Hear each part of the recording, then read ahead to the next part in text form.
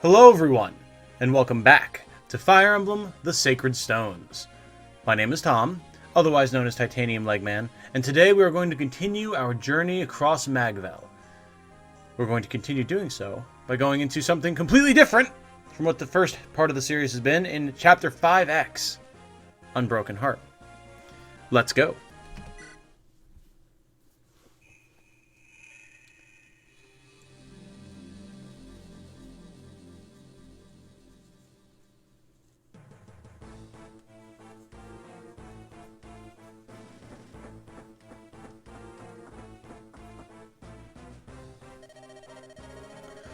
What a pleasant surprise! It's Master Valter. What's the situation, Torado? You have captured Ephraim, haven't you? No. Prince Ephraim still fights in the lands north of Renval. And why is that? What has happened to all those mercenaries you hired? They've proven to be less than adequate. Ephraim's clever. His band strikes quickly and then vanishes into the woods. We more than double his numbers, and yet he uses the terrain wisely to fight us. He has no army, just a small force of knights loyal to Renais. Prince Ephraim's reputation as a superb strategist would seem to be well earned. How interesting. The lad's beginning to whet my appetite. Torado, Bring him to me as quickly as you can, will you? as you command. Just grant me an army and I'll bring him down swiftly. What sort of plan do you have? Master, I am your loyal adjutant, and you are my general. For you, my lord, I have many plans ready and waiting. Really? Well, then let me hear them. Very well. First, you and I will leave this fort and head north. Then, we will find Prince Ephraim in his leafy playpen. But he's not easily found, is he? Do not worry. At Prince Ephraim's side is a friend, shall we say. When the time is right, our friend will move on our behalf. And here we have the prodigal prince himself. Ford, how are we on supplies and equipment? It's not looking good. Our weapons are in bad shape and we're running low on food. We could probably restock at a nearby village, but no, that's not an option. We're in enemy territory. I will not involve innocents if I can avoid it. Yeah, I knew you'd say that. I mean, it's because of stuff like that we've stuck with you so far. But eventually, we do need to face reality. What are we going to do? Word of mouth has it that the invasion of Renais has progressed quite far. I've heard that the capture has been taken. The castle has been captured. Words. Kyle is stumbling over his words. So soon. Still, my father's in the capital, and he won't surrender easily. Ford, Kyle, our mission here is to harry the troops to distract their eye. Hopefully we'll be able to give my father and Eirika time to escape. Kyle, have you heard anything from Orson? I sent him ahead to scout. No word yet, and it's about time he returned. Reporting in, Prince Ephraim. I can confirm Grado presence at several points around our camp. Also, a large battalion of soldiers has been dispatched from Renval. We shouldn't tarry here any longer than necessary. I see. Seems as though we've certainly caught Grado's eye this time. Should we retreat back to the capital, Prince Ephraim? No.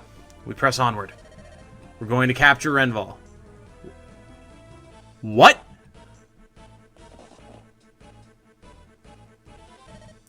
So this is Renval, is it?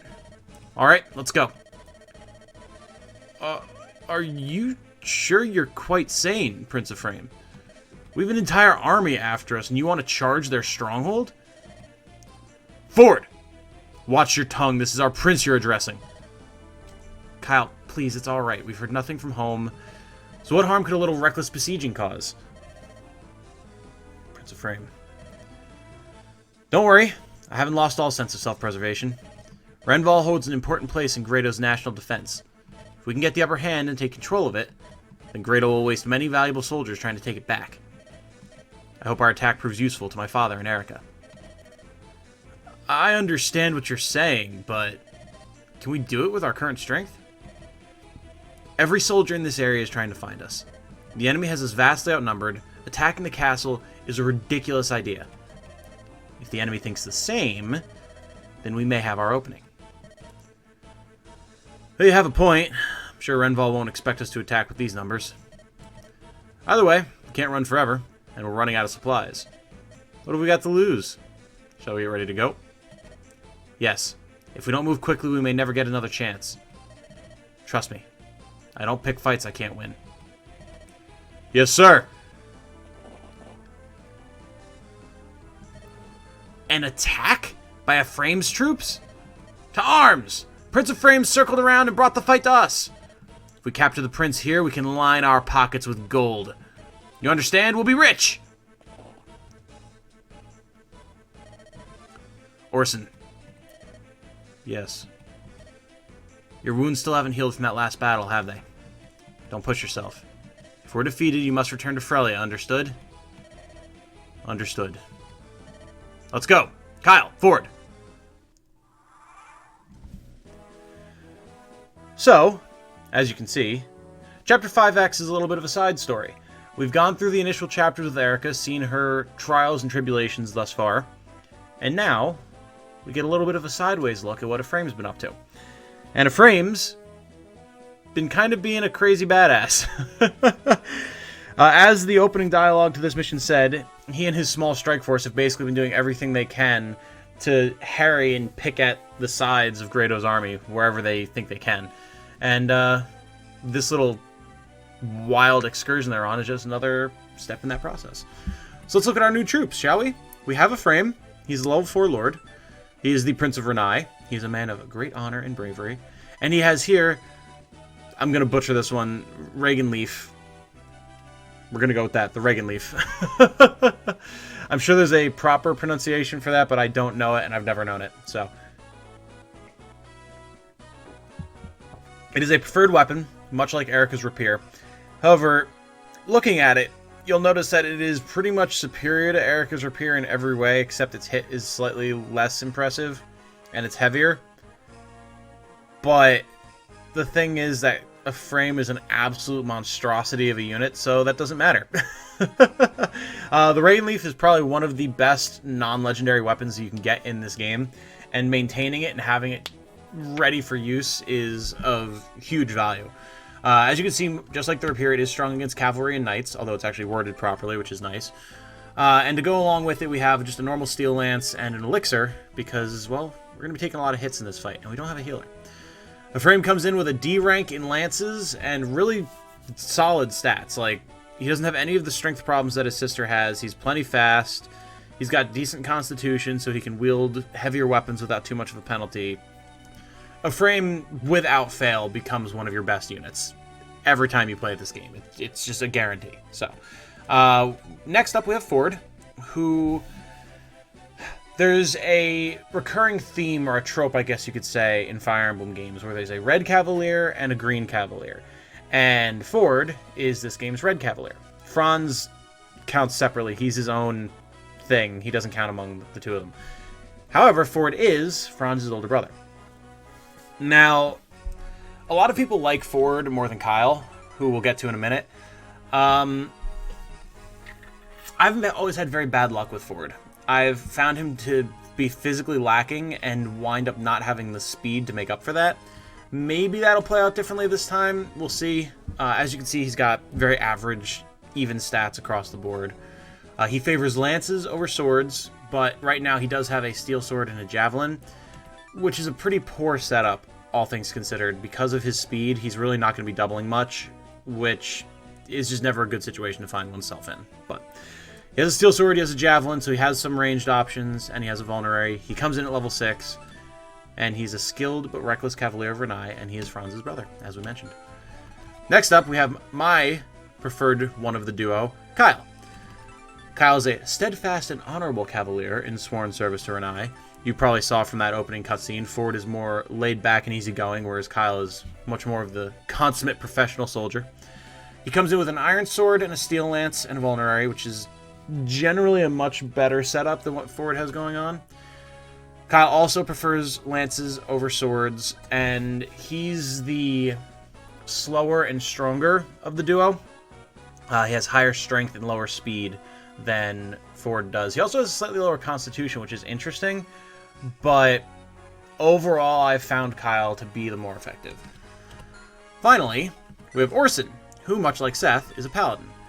Orson, as you can see, is an absolute monstrosity, also like Seth. 15 strength, 13 skill, 11 speed. He can solo this map easily if you let him, but also like Seth, it's going to just absolutely nuke our experience gains into the dirt if we do that, so we won't be doing that. He's a Cavalier of Renais. He's a devoted husband and a serene and quiet man. Very sallow, sunken cheeks.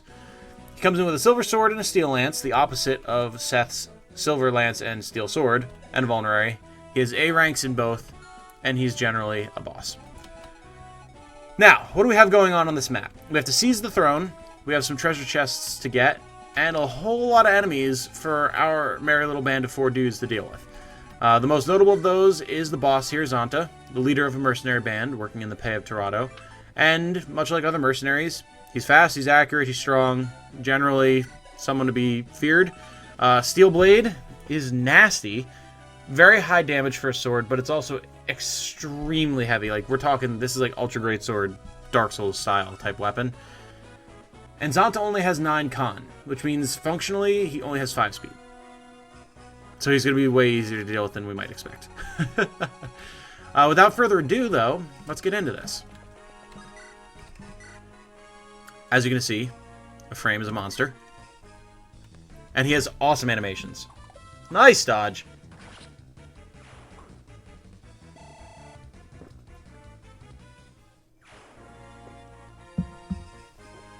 Now, since this is a side story, and it's kind of like we don't have any setup, we don't have any control over how we come into this, it's designed to be not particularly difficult. Like, you can still screw up and get killed, but overall this is more of a, hey, this is happening in the story, here's these characters, get some experience on them, have a little bit of a unique experience trying to figure out how to navigate this type of mission, and just kind of have fun with it.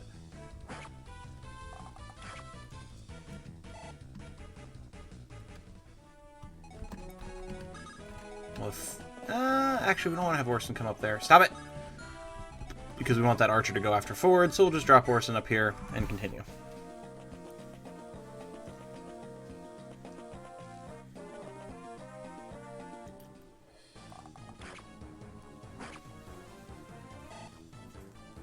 Let Ford get some extra XP off of this archer.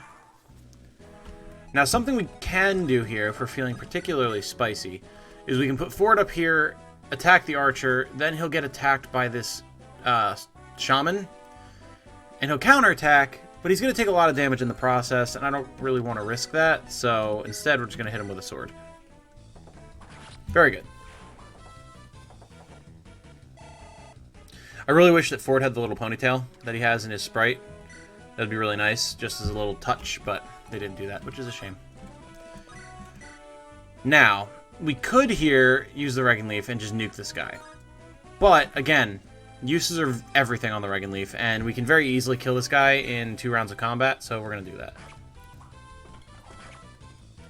We have plenty of healing items. We'll get more healing items over the course of this map, so I'm not too worried about Ephraim taking some hits here. Then, I think the play is going to be to see if we can have Kyle kill this fighter outright. He cannot. So the play is actually going to be coming back here, equipping his steel lance, healing, and luring in this mercenary with Orson as backup.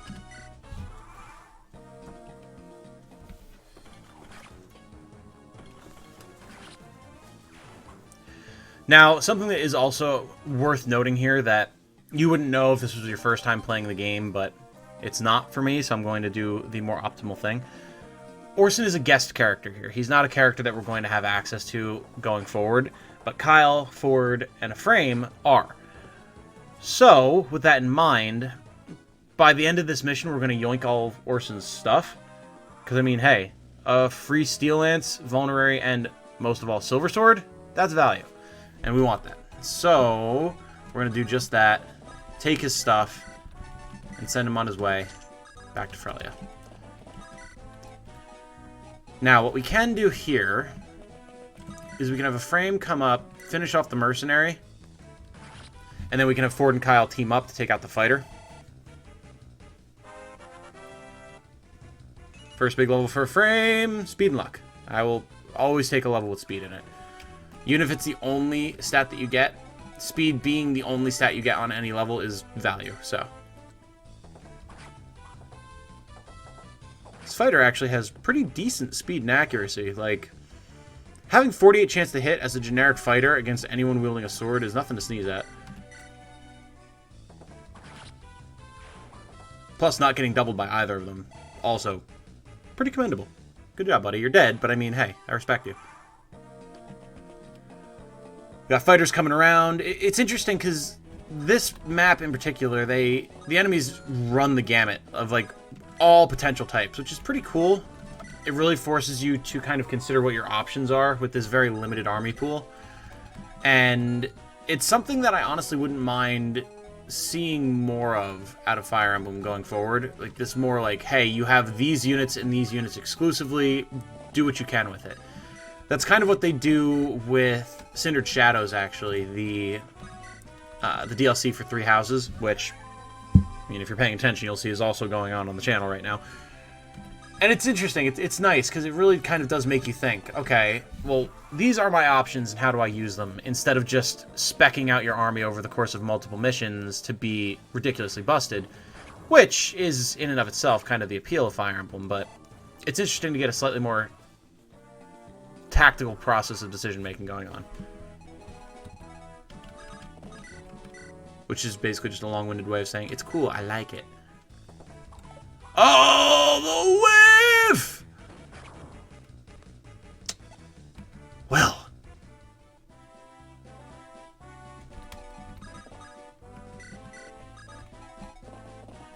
And this is what the rescue mechanic is for, ladies and gentlemen.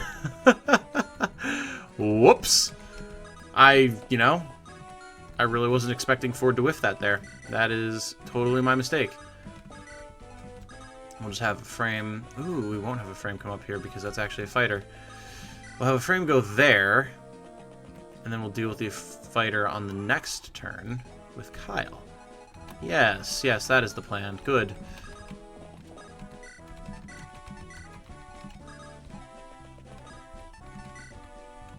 We don't need to heal with a frame, but what we can do is toss Ford the elixir, so that Ford can come down here with his javelin equipped, heal up, and kill this offending mage.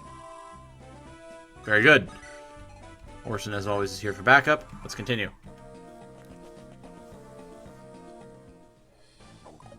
Very good dodge on Kyle's part. We'll be able to finish the fighter off next turn.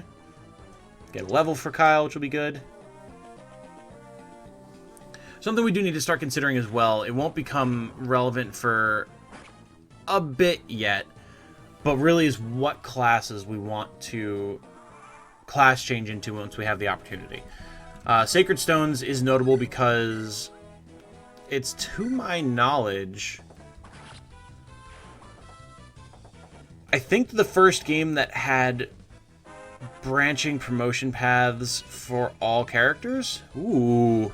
Skill, speed, HP, defense. Alright, Ford, I see you. I heard you. Well, you heard me talking shit and decided to show me up. Fair enough. Because Gaiden, you had villagers who could turn into multiple different classes. But here, each class, as I've mentioned before, can become one of 2 classes when it promotes. And... oh, Kyle. Oh, buddy, you're letting me down. Maybe this is the Ford run. Maybe this is it. Perhaps this is the time where we finally use Ford to his full capability. But, there's definitely some characters that have the more optimal, shall we say, class decision that you can make, as opposed to the less optimal one. For example, when I use Ford, I like to make him a paladin, whereas I like to make Kyle a Great Knight, because I just think it suits their stats better. And when I've tried things in the opposite directions, they seem not to work out as well. But, same thing with Franz. Franz, I think, makes a better paladin than Great Knight. So, stuff to consider, what we want to do in that regard. I think we're actually going to have Orson trade for one of these chest keys. There we go. That way when this fighter dies, we won't have to drop something to keep his chest key. Very good, Ford. Very good. You may redeem yourself in my eyes yet, lad. We'll see. But yeah, I mean, if Ford keeps getting good level ups like that, we might well make him a paladin and just use him. We'll see.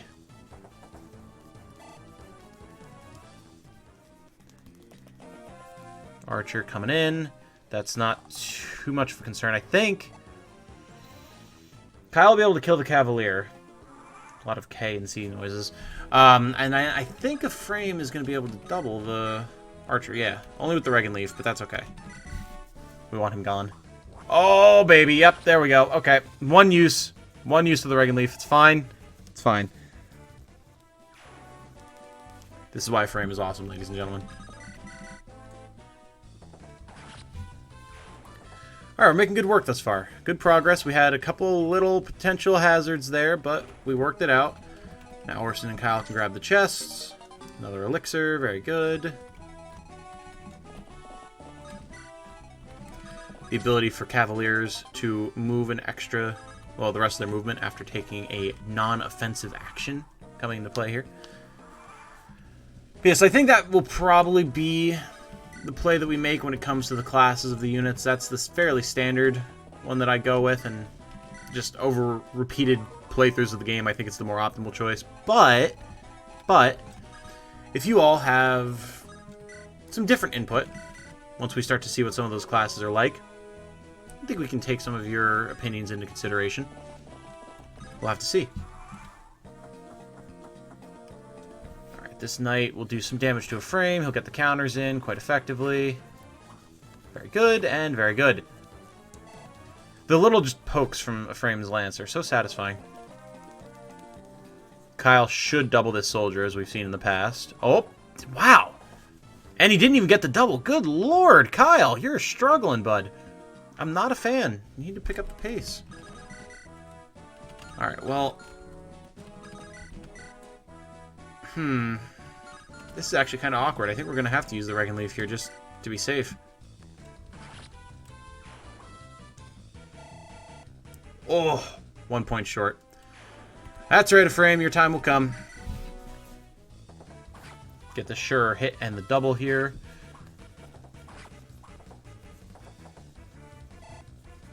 Never seen so many lucky dodges in one map from these enemy soldiers right now. This is kind of scary.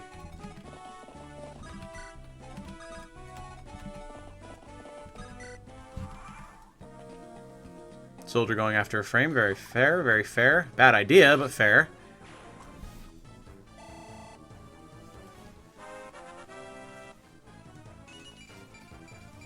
Strength, speed, luck, defense, resistance, Ephraim being Ephraim. Oh boy. Wow. Alright, you know, I told you he's a beast, and I'm glad he's proven me right. Now, we finally have here a much stronger weapon for Ford in the Killer Lance. Much like the Killing Edge that we have on Joshua currently, this is just the Lance version of it. Has 30 crit, slightly lower chance to hit, but high might. A little heavy, but that's okay. Ford can actually wield it without a speed penalty, so it's pretty solid. We will have Kyle come down here and heal up to lure in this soldier. And I think we'll put Ephraim right below, or above him, I should say. Just so that he doesn't get attacked by that soldier. Finally, we'll have Orson trade some stuff here to Ephraim, since he can. Get that done.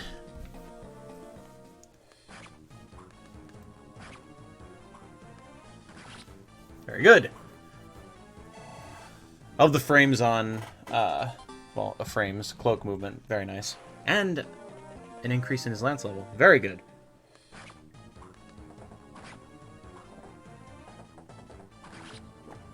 Alright, this is the showing I was looking for more, guys. Good job.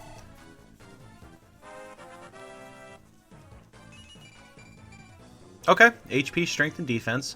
Definitely leaning into that Great Knight role for Kyle right now, for sure. Ooh, are we going to get the crit on the Killer Lance? We are! We have suddenly hit a pub stomping level. Bring it on! Come at us! Take you all on, you bastards. You Grado dogs! Just really get into the roleplay of it. Now here's an interesting conundrum. We do have this shaman down here. And we could go after him. However, would Kyle survive? Let's find out. So currently, Kyle was going to take... Actually, let's double check that. What, 10, 11 damage from the shaman if he hits? Which he most likely will, yeah. So, Kyle's pretty much guaranteed to get the kill here. He'll have 7 HP left, assuming that he's going to get hit by the shaman. We then have this archer, who has 13 attack, and is almost certainly going to hit against our 10 defense. So that will drop our 7 HP to 4.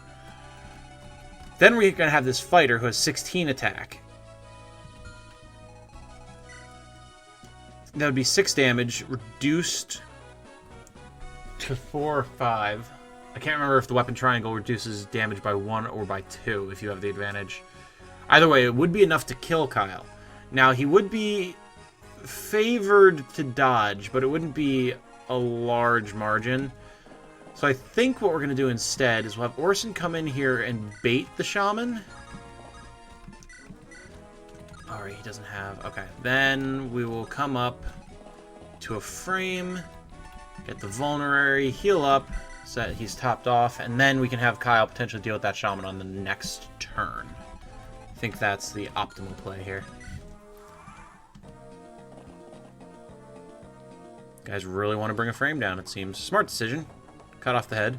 But, unfortunately for you, a frame is the most scary unit we have here other than Orson. I do really like Orson's color scheme, though. The greens and golds. Very, very nice.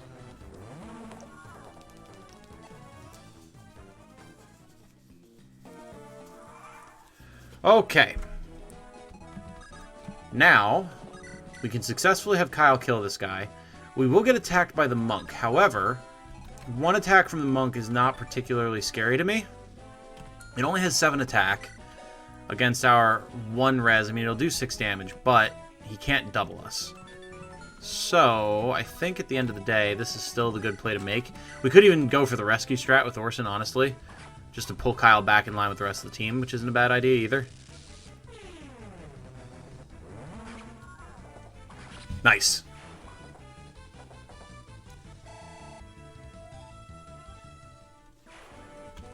Yeah, we'll do that. Just to get him back up here. Can have a frame, finish off this Cavalier. Very good.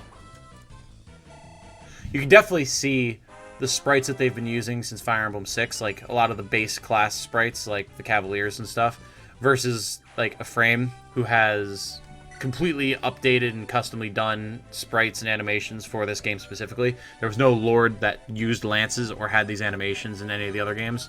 So it's pretty cool to see like the difference of, oh, this is how our sprite technique developed since we made that last game and stuff like that. It's much smoother. Oh my god, Ford, please, they have families! He doesn't care. He's Ford the killer. Level 8, strength, speed, or strength, skill, and HP. Not bad. Still missing those speed growths that he could really use.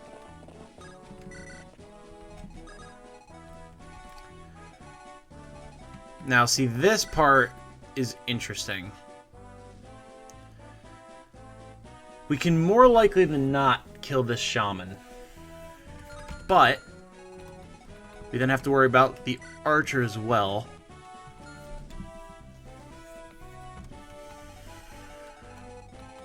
It might actually be a good idea to just go here with the javelin and then heal. I think that's the play. Because then we're at full HP, they'll attack into us, which means they'll get fewer attacks, and we're still just as likely to kill the shaman. And we're considerably less likely to die in the process.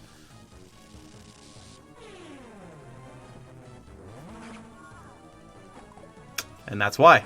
That is exactly why I wanted to do it that way. I felt that miss in my bones.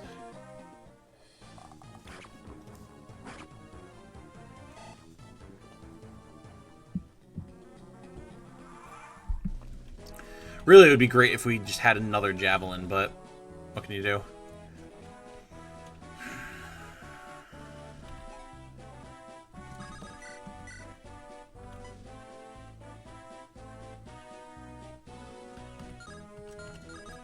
I kind of feel like we have to go for that. Nothing else here has a ranged attack. That's also... Come on. That's also in range of us.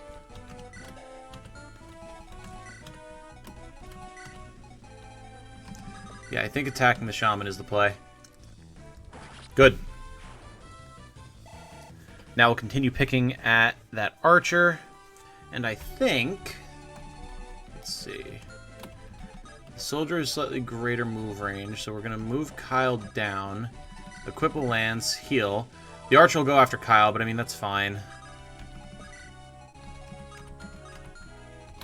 The archer is still the only thing that can attack this corridor, so that's fine. And we are taking the right-hand side just because there's a slightly lesser concentration of enemies than if we tried to take the left. We could do it, but it would just be more taxing on our resources, which, while we still have a decent amount, it would be easy enough to squander them without even realizing it.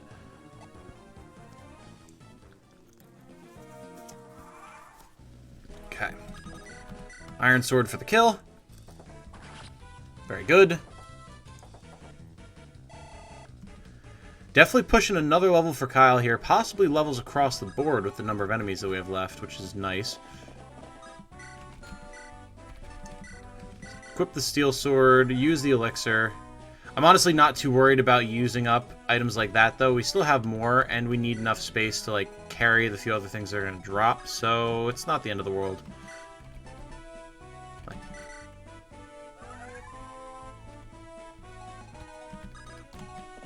Alright. More likely than not, the archer's going to go after Ephraim, and then Ford will weather one of these attacks, and the other fighter will probably go after Ephraim as well.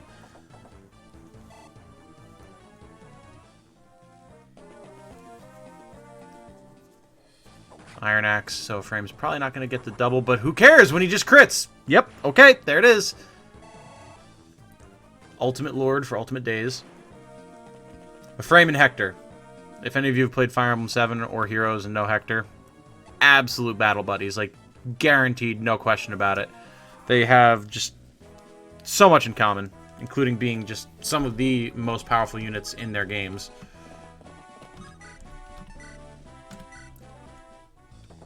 Bop.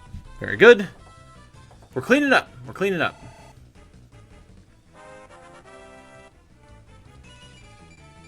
Hey, there we go. More HP, a point of speed, another point of defense as well. Kyle might be salvageable yet after that one bad level. The 100% chance to hit on Ford, too, against that guy. Very nice. With a steel sword, nonetheless.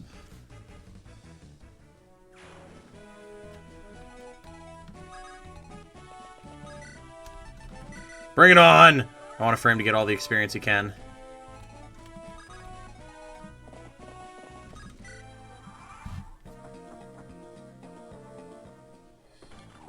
Nice. God, wow, again. Some really solid dodges from the enemies this time around. Nothing that's quite broken us, but it's gotten a little hairy.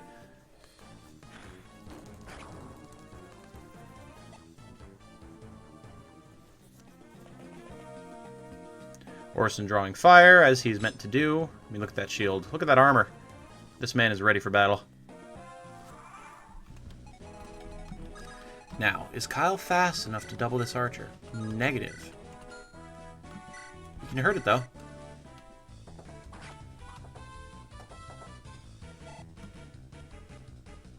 I think we'll let Orson get his one kill here and just nuke this mage. Very good.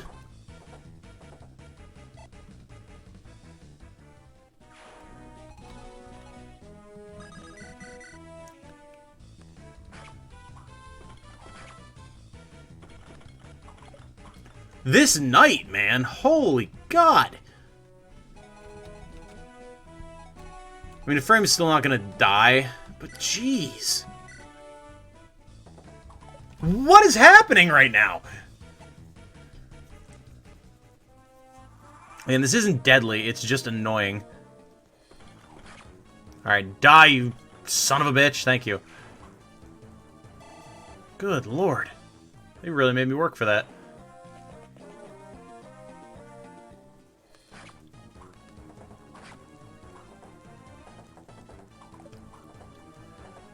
Wow. Well, we're getting some more chip experience out of it, so it's not the end of the world. Okay, Ford, buddy. Welcome to the team.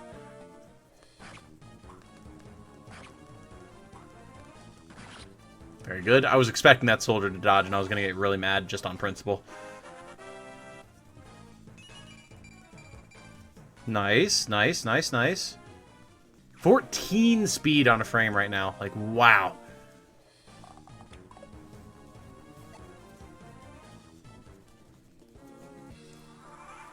Alright. Got a little bit of cleanup to do here, but we're just about done. I'm, like, wincing inside just before each hit lands right now, because I'm just expecting dodges left, right, and center.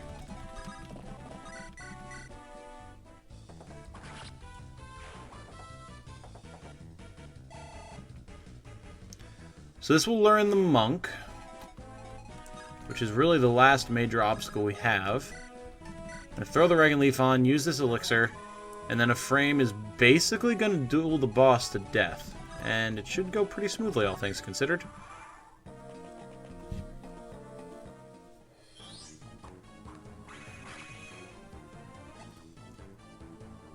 One little poke from the monk, ain't nothing to worry about.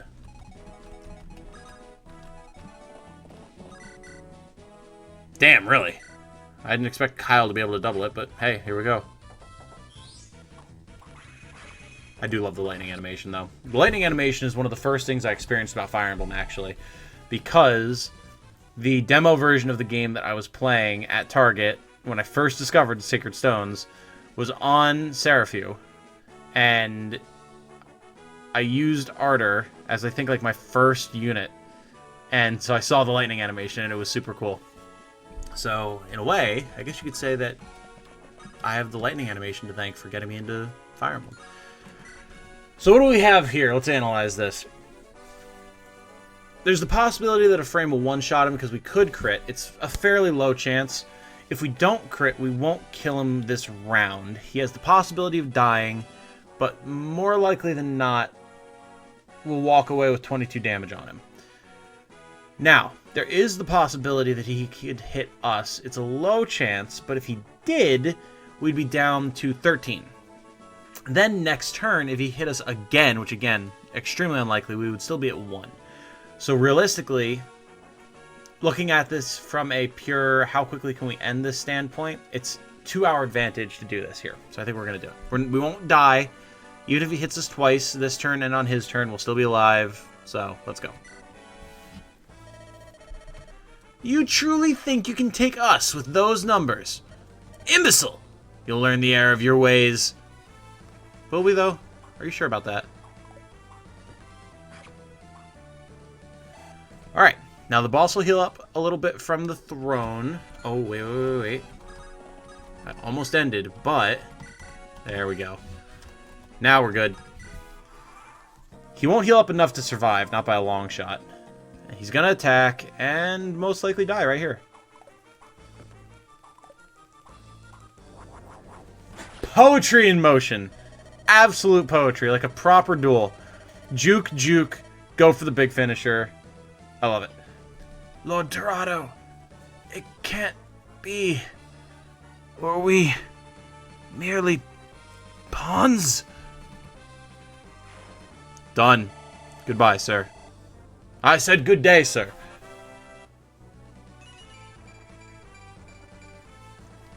I mean, you can't make it up. I told you Ephraim was busted, and I did not tell a lie. Good job, team. We've secured the entire castle. You were brilliant, Prince Ephraim. What a battle! What a battle! What a plan, what a battle, I should say. I estimate at least half of the enemy troops are in the field. We took the castle, but we don't have the manpower to hold it in a siege. There's no point in lingering here. Let's continue on to Great Keep. Uh-oh. The music stopped. Prince Ephraim, things have taken a turn for the worse. Took a look around the castle perimeter. We're surrounded. What? Grado sent reinforcements this quickly. What should we do? We must escape. That's a lot of druids, oh my god. So, you've captured Renval, have you? With such a small force. Impressive. You've earned your reputation, I must say. I quite admire your work. I take it you're the leader of this pack, the misguided Prince Ephraim. I am. I'm General Valta, the Moonstone of Grado's Imperial Army. Catching up to you has caused me no small amount of trouble. We've reduced your wretched home of Renais to ruin.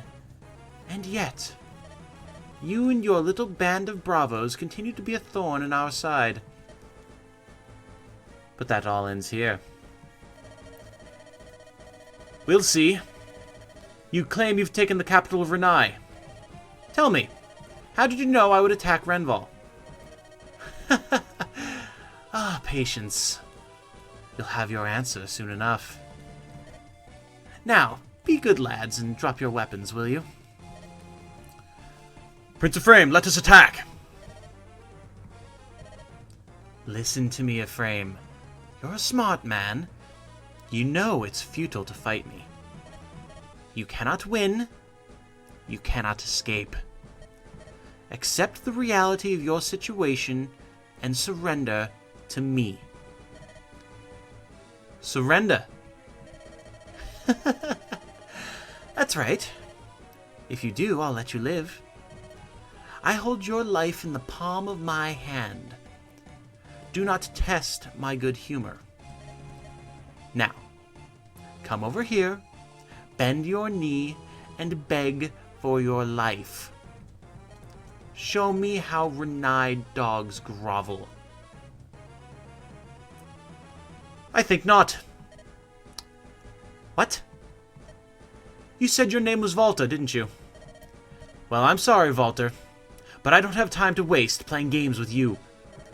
So, we're going to knock you louts about a bit, and then make our way out of here. Fool! Have you gone mad? Do you truly believe you can fight your way past my Wyvern Knights? Watch and see. I don't pick fights I can't win. Kyle, forward. Are you ready? My life has been yours since the moment I took my chivalric vows. It's moments like these that keep me by your side, my prince. What idiotic wretches you are. Prepare yourselves to be utterly destroyed. We break to the east. Go! And that is Chapter 5X, Unbroken Heart. Bit of a strange side episode, but all in all, quite interesting. Gives us a little bit of insight into what's going on in the world, and gives us a clue as to what type of a situation we might eventually find Ephraim in. For now, though, that is all the time that we have. Thank you all so much for watching. I hope you've been continuing to enjoy, because I sure have. If you want to do any of the normal YouTube things, like, sub, share with a friend that you think would like the series, that'd be the best thing you can do. But as long as you are continuing to enjoy, that's sufficient. Until next we meet, I hope you all have a good night. And remember, be good to each other. Bye-bye.